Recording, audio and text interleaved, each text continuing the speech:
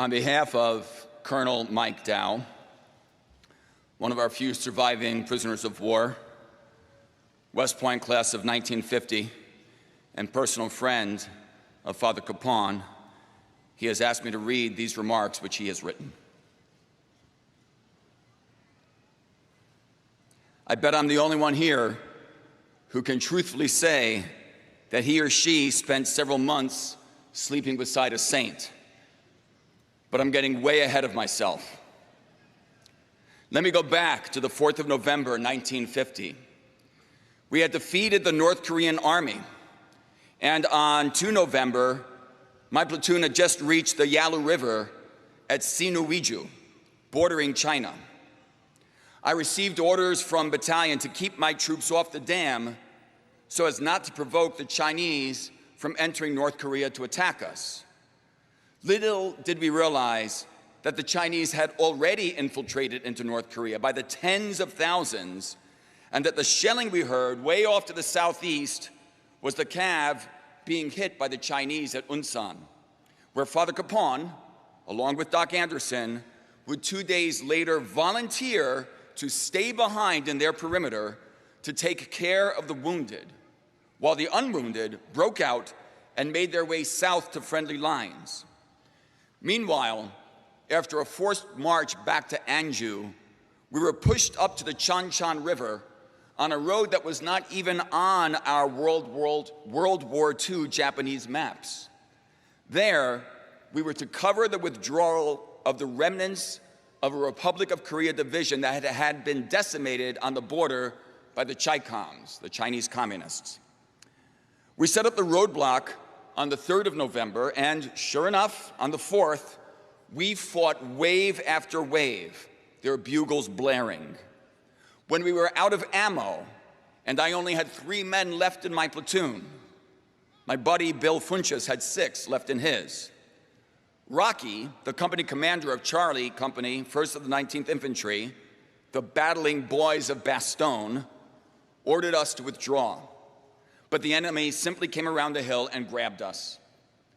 Until then, we didn't know for sure that we were fighting Chinese, and after recovering the bodies of prisoners tortured and mutilated by the North Koreans, capture was not an option. That night, they took us to a schoolhouse where we were joined by the men from the Cav perimeter. I was unaware at the time that Father Kapaun was among them. The Chaicoms turned us over to the North Koreans for what was to be a death march of a couple of weeks to our first POW camp. Those who were able to had to carry the wounded, for if anyone dropped back, so did a Chinese guard. There would be a shot, and that American soldier was dead. While the North Koreans kept telling the men not to pay attention to your officers, just take care of yourselves, it was necessary to continually organize and urge people to carry the stretchers we made of rice bags and poles that we cut. One of the officers who kept helping with the organization of the stretcher carrying, despite the North Koreans' shouts, I later recognized to be Father Kapaun. It was a couple of weeks after when we reached our intended destination, Pyeongtaek, on the Yalu River. Our bombers arrived at the same time, and to our cheers, from a hillside overlooking the town, firebombed and completely destroyed the town. As dusk settled, we were assembled to march back to the southeast. I asked the name of the fellow who picked up the rear of the stretcher I was carrying. Kapaun, he said, putting out his hand. Father, I said, I've heard of you. His reply was, well, please don't tell my bishop. He doesn't know I'm here. And we got a much-needed chuckle. After walking for several years, we were led into a valley from which the soldiers had just driven out all the residents. There we were to spend, from November through January, one of North Korea's coldest winters, in bitter 20 to 40 below zero temperatures in our summer clothes. The wounded were dropped off next to the road, and the enlisted men scattered in the huts along the creek. To the head of the valley, where the officers were placed. Nothing stopped Father and Doc Andy from visiting and caring for and cheering up the wounded as best they could without any supplies. Since the daily ration we were given was but several hundred grams of millet, birdseed, or cracked corn, neither of which our systems could adequately digest, Father set the example as a food thief, praying for help to St. Dismas, the good thief, who was crucified beside Christ. With the food Father would pilfer, he would sneak down the valley in the evening with a container and pockets of the grain he had stolen on ration runs or from the native corn cribs and distribute it to the GIs. He would give them a puff on his pipe. Who knows what was in it since he was out of tobacco? Talk to them about the importance of maintaining their faith in God, their country, and each other, and then he would move on to the next hut. At the same time Father was doing this, in Simbaktu, the Korean name, or Happy Valley, the Pentagon name, or Kapaun Valley, the name we GIs gave it, there were two other similar POW valleys, Mining Camp and Death Valley. The fact that the death rate was many times higher in the other two camps than in Kapaun Valley can only be attributed to the way Father Kapaun instilled the will to live among the troops. By February, Pyeongtaek was repaired enough for the Chinese to consolidate the three valleys and take over the administration of the POWs from the North Koreans. In Pyeongtaek, Father continued to sneak past the guards, away from the officers' compound, again at the top of the hill, and pop into the GI huts that were along the road down to the Yalu. The death rate kept growing as the POWs continued to weaken. Less than 1,000 of over 2,000 POWs survived that winter. And burial detail was the worst of all.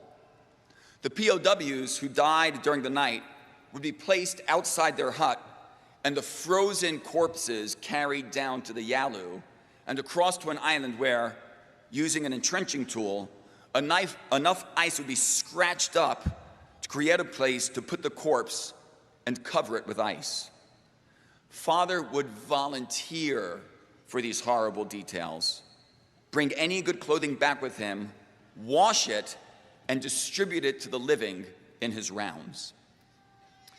Back in Pyeongtaek, Father Kapaun also added to his fame. For the officers where he slept, he would get up around 6 a.m. in that freezing cold, stoke the cooking fires, and, after heating water, come around awakening us, calling out, "Coffee, everyone!" And man, did that hit the spot. In March, they introduced goleon beans into our diet. Father would parch them, put them in a GI sock, and soak them in boiling water. And let me tell you, that was delicious coffee. He confounded the Chi-Coms who tried to lecture us. He made implements and pans for cooking and boiling water and distributed them. In fact, in one such endeavor, chipping at a piece of metal, a splinter flew into his eye, blinding it. It did not slow him down. He made a black patch for his bad eye and took off on his rounds, sneaking past the Chi-Com guards to minister to the GIs. With his scraggly beard, eye patch, and hat pulled over his head, made out of a GI sock, he looked a lot more like a pirate than one who could bring the comfort and peace that he brought to all the GIs, all religions, and all nationalities. He would cheer them up, give them hope, give them a puff on his pipe, say a prayer, and sneak on to the next hut. When it comes to the question of miracles, I have to tell you about my good friend and company executive officer, Dick Hagen. For a short while, Dick had been having discussions about religion with Father. When Dick knew he was fading from dysentery, pneumonia, and the terrible conditions we were all in due to starvation and neglect, he asked us to get Father. Father was off on his rounds, and before we could find him, Dick passed away. It was well over an hour later when Father was located and brought back to our hut and told that Dick had been asking for him. Father sat down on the floor next to Dick, put Dick's head in his lap, and Dick came back to life while Father administered the last rites, and Dick then immediately died a happy death. Yes, most of us who survived that winter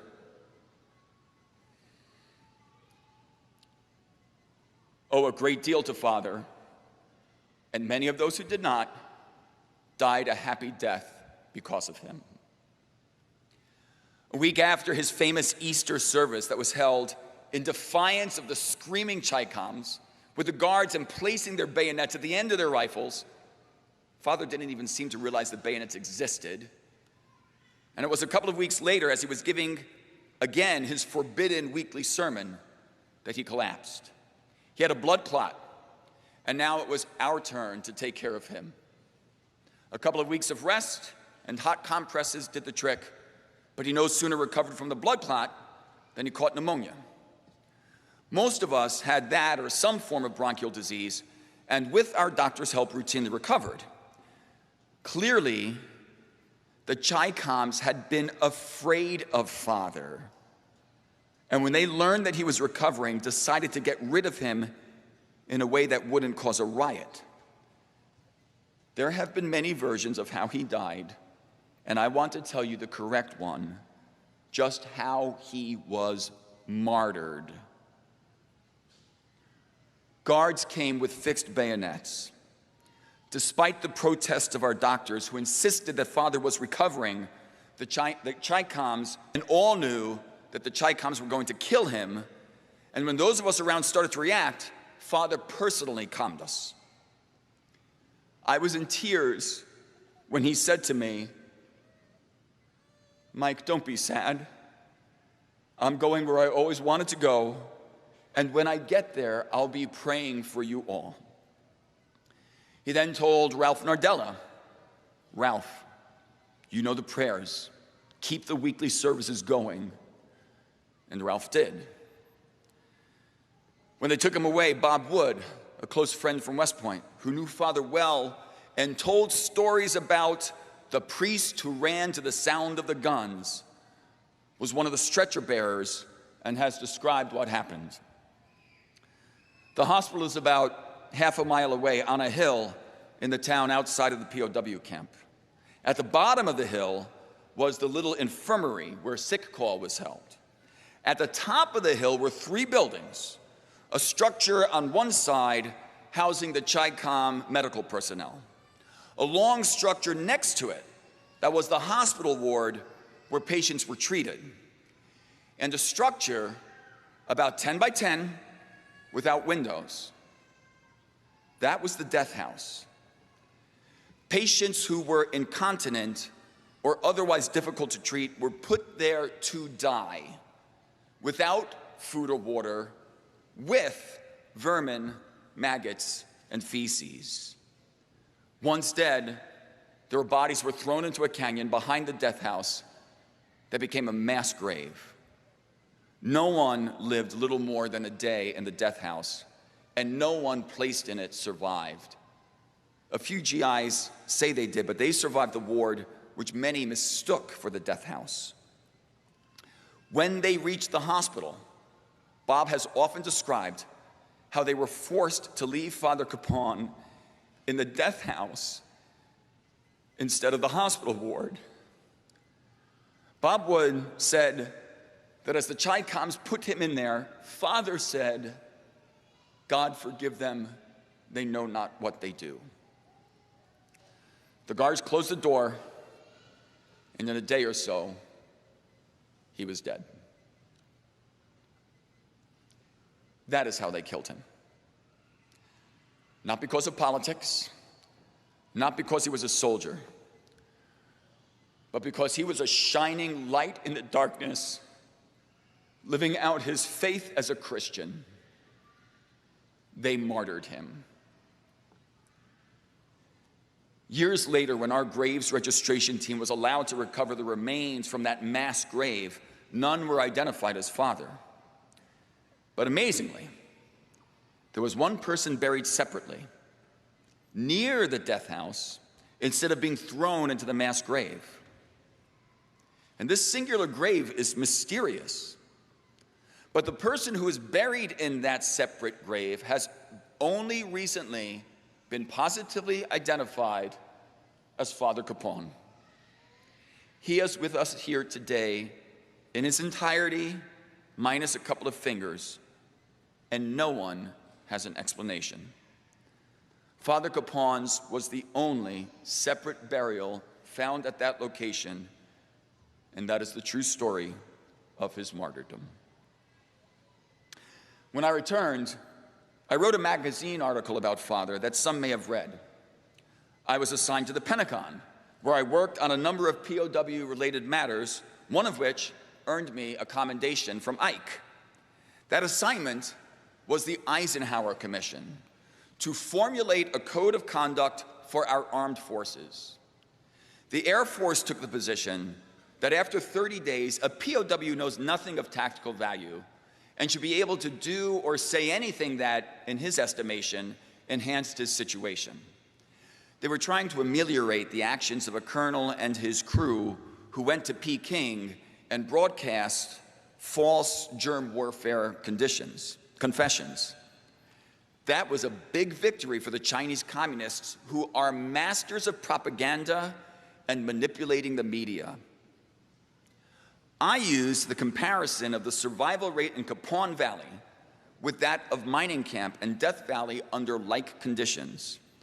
I presented the Army position, basing it on how, by instilling loyalty to God, country, and each other, the POW not only becomes a problem for the enemy, but enhances his own chances of survival. The Army position won out. The example of Father's work and life in the camp became the basis of today's code of conduct for our armed forces. So whether people knew his name or not, Father has been shaping the character of service members in all the branches of our armed forces for the past 70 years. I hope after today, many more people will now know his name and the character of this amazing, saintly man that I have the pleasure of calling my friend, whom I look forward to seeing in heaven.